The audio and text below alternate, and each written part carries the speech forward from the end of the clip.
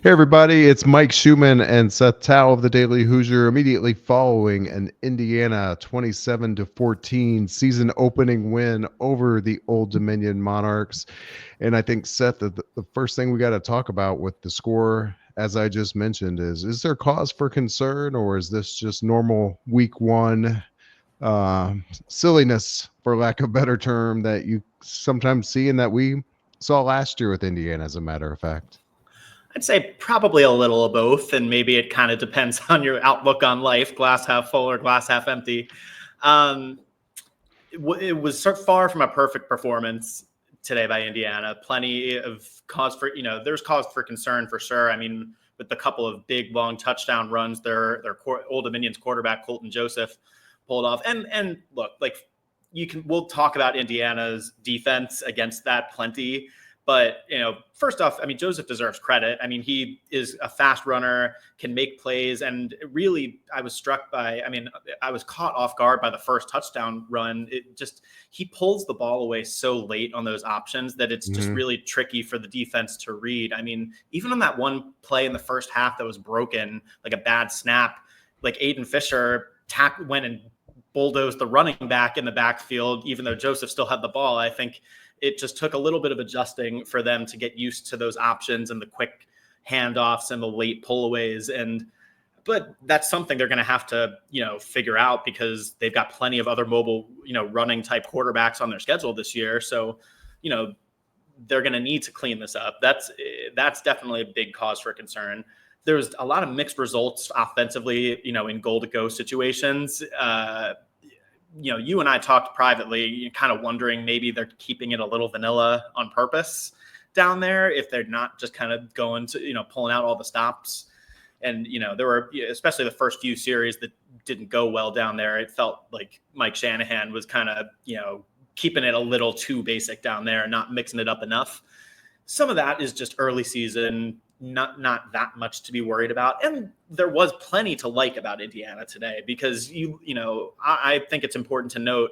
I mean, even without, even if knowing they gave up those two big runs, the score would look a lot more lopsided and different if Omar Cooper doesn't drop the wide open long bomb Yeah. touchdown. There's that. The second thing is I'm pretty sure the refs messed up the call on the running into the kicker on that punt. Yep. And if they get that right, that completely changes the game in the first half.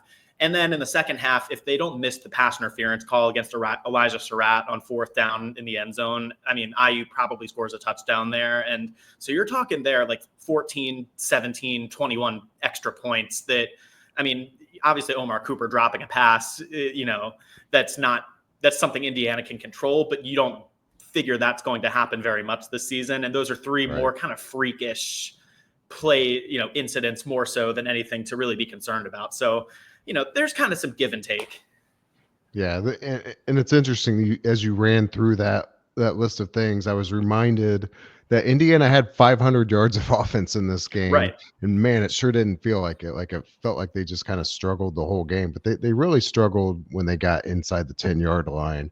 They were pretty dominant to that point, save for drops and some just normal stuff here and there. I did want to go back to those Old Dominion runs though, because I think what did give me cause for concern is, to me, that was the one thing you knew you had to stop with Old Dominion coming into this game. That was really the only threat in their offense was, a running quarterback. They didn't really have any other big skill position threats in their offense that I thought about coming in, and that proved to be the case in the game. So to see them rip that off on the first play, it's like, wow, how is that even possible? Like, you almost know that's what they're going to do the first play of the game. And Kurt Signetti said in his post game that it was a just an assignment error on the weak side by Indiana.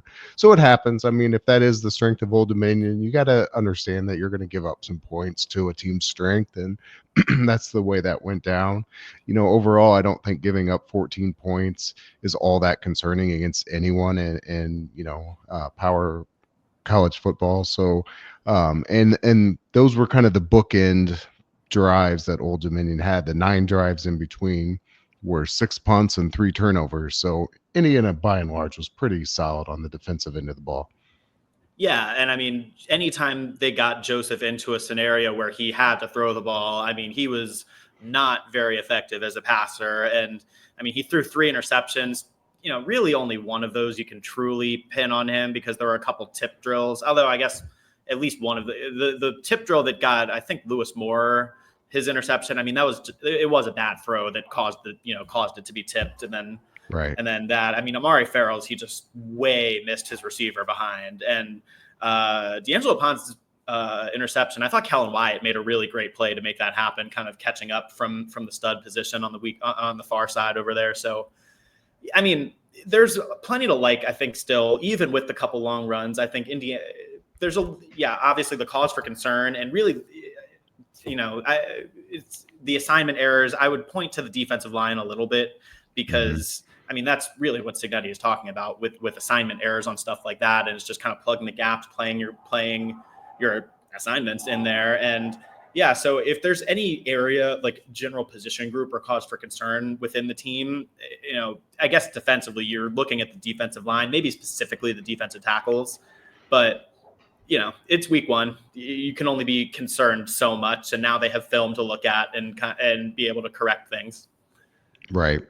And I guess going back to the topic of, was this a vanilla game plan from Indiana?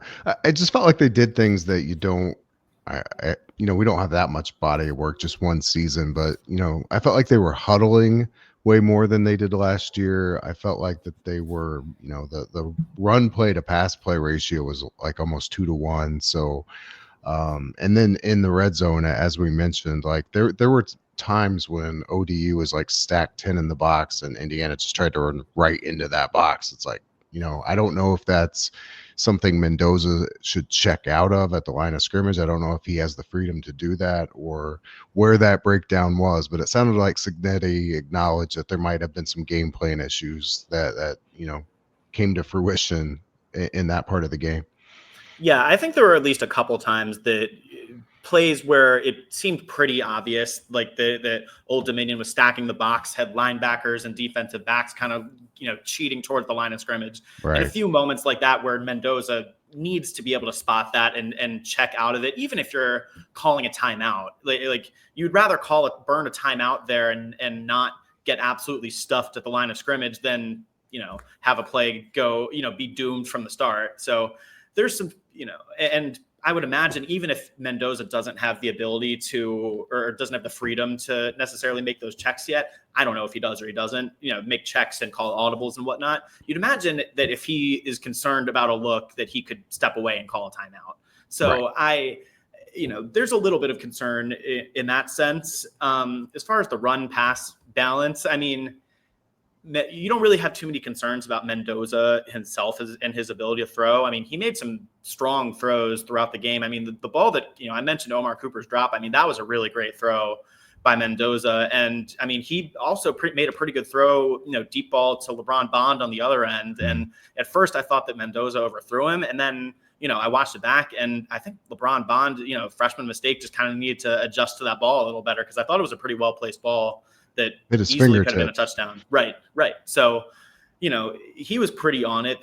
I felt like he didn't put the ball in harm's way too much, but Indiana was thrashing them in the run game. The run game was outstanding. And so you can kind of understand, especially when they never really had the game at a point where, it was total blowout. I mean, it was 27-7, I guess, late, but you never really felt like, there was a point where you could pull the starters and the game was for sure over. Like, once you hit a point like that, maybe you would start throwing the ball a little more. But until you had that game really in hand, I don't know that there was a reason to stray away from what you were really excelling at. And I mean, the offensive line, this offensive line, I feel like has far fewer questions in run blocking than pass protection. And when you pair that with the way that Roman Hemby and Kalon Black were running the ball, and honestly, Lee Beebe ran the ball really well too after that fumble. I mean, with the way that those guys were all running the ball, there wasn't much reason I felt like to risk going to the air more than they did.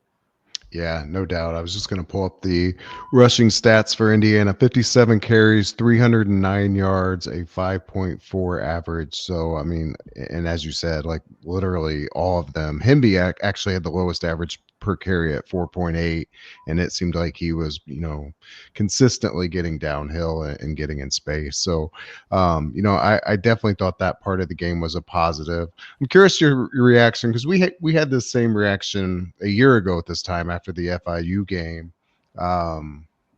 If juxtapose kind of what you remember thinking about Indiana after that game versus what you're kind of seeing right now.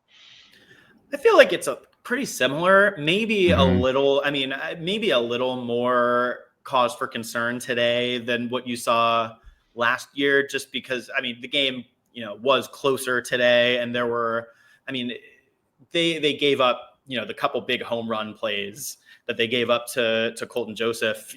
That's probably more cause. There's probably more cause for concern with that than anything you saw in week 1 last year. But overall, I felt like it's a pretty similar vibe. They won the game. They didn't play all that well, overall, but there's still a lot you can kind of take away and and still plenty of room to continue improving. And yeah, it's just kind of a mixed bag. And did they live up to, the hype maybe entering this game and maybe what people expected, after seeing all these blowouts against teams like this last year? Surely some people are going to be let down by what the final score is and just how, even Curt Cignetti has straight up said multiple times after the game that he wasn't really pleased with the way they played the game. And Right. look, the offense only put up 20 points because 7 points were off the punt return. So, right. There's still there's an equal, I feel like, cause for concern, room for improvement. It feels pretty similar to the way we felt coming out of the FIU game last year. And it'll be telling how they come out next week. Couple notes I circled as the police escort seems to be going down Dunn Street. Yep. Maybe that's Cignetti leaving. I'm not sure. It looks like there's a team bus pulling out. I'm staring out for people that obviously you can't see me right now, but I'm staring out at the field. I'm in the Old Dominion radio booth right now, so there are team buses for one of the teams that are pulling out right now. I don't know who, but those are the police sirens you hear. Gotcha. So a couple notes I wanted to just mention. I thought it was interesting in the first half, Elijah Surratt was not targeted in the game. Some of that might have just been reads by Mendoza. He found EJ Williams several times. So, I don't know if that to look at that as good or bad that they, were able to win without getting a star involved. It happened on defense as well. Mikhail Kamara, last I checked, he had just one tackle. He may have added to that late, but he, as a pass rusher, he didn't have a major impact in the game. Now, we could go back and watch him a second time in this game and realize he was getting double teamed the whole time. I'm not sure. But I thought it was worth mentioning, good or bad, that was the case. And then I also wanted to mention, could be some real causes for concern at the safety position for Indiana. You had Byron Baldwin out of this game with an injury. We don't know how long-term that is. Bryson Bonds, who's a star on special teams, as well as, a clear guy in the rotation at safety, especially with Baldwin out, left the game and appears to have somewhat of a serious lower body injury. We don't know the details on that either, but he was seen on the sidelines during the game with crutches and some pretty heavy bandaging or whatever on his leg. And then, add to all that, we still don't know the status of Lewis Moore, who had a big game. He had 8 tackles. He had an interception. So the very, very interesting times at the safety position for Indiana. So we'll have to see how that plays out in the weeks to come. I did want to ask you before we go here, your thoughts on the crowd today. It didn't look like it was a full house, but how full was it? How many people stayed around in the second half? Yeah, it was pretty. It was not 100% full to the very tops really at any point today, but early in the game, I don't know if exactly at kickoff is when you'd say it peaked, or maybe a little bit into the first quarter, but it was pretty full. The student section was loud and up in there really early, and it was kind of just maybe one corner of the stadium that was, a little emptier. And it really stayed that way, I'd say, for the entire first half. It thinned out quite a bit at halftime.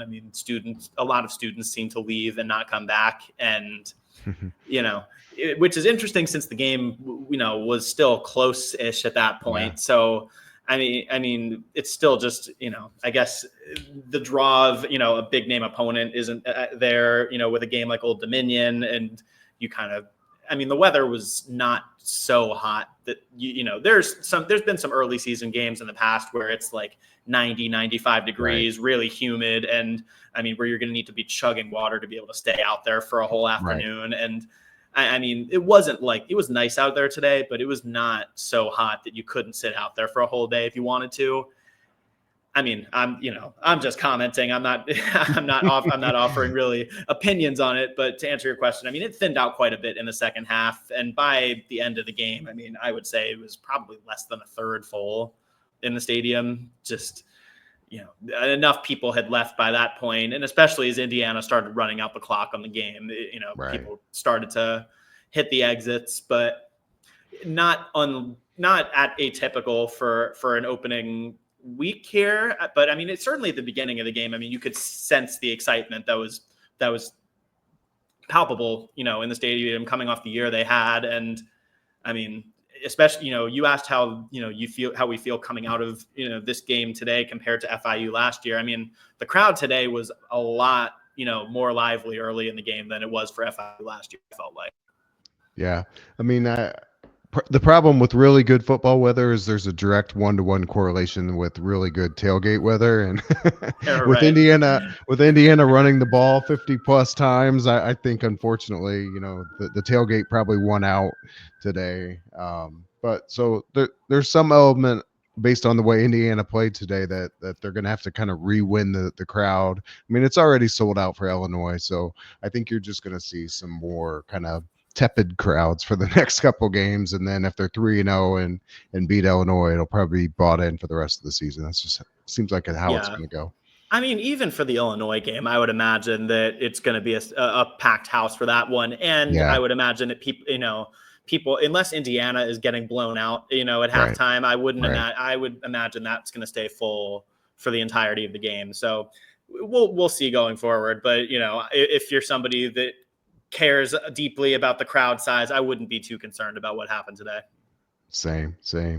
Yeah, well, we can leave it there. Next week, Indiana is again at home against Kennesaw State. I believe that's a noon kick on the Big Ten Network, maybe FS1. Double check that. Don't take my word. We'll obviously have full coverage over the course of the week, and be sure to check out the Daily Hoosier here on Saturday evening and into Sunday for continuing coverage of Indiana's 27-14 win over Old Dominion. We'll wrap it up right there. He is Seth Tao from Memorial Stadium. I'm Mike Schumann for the Daily Hoosier. We'll catch you guys all next time.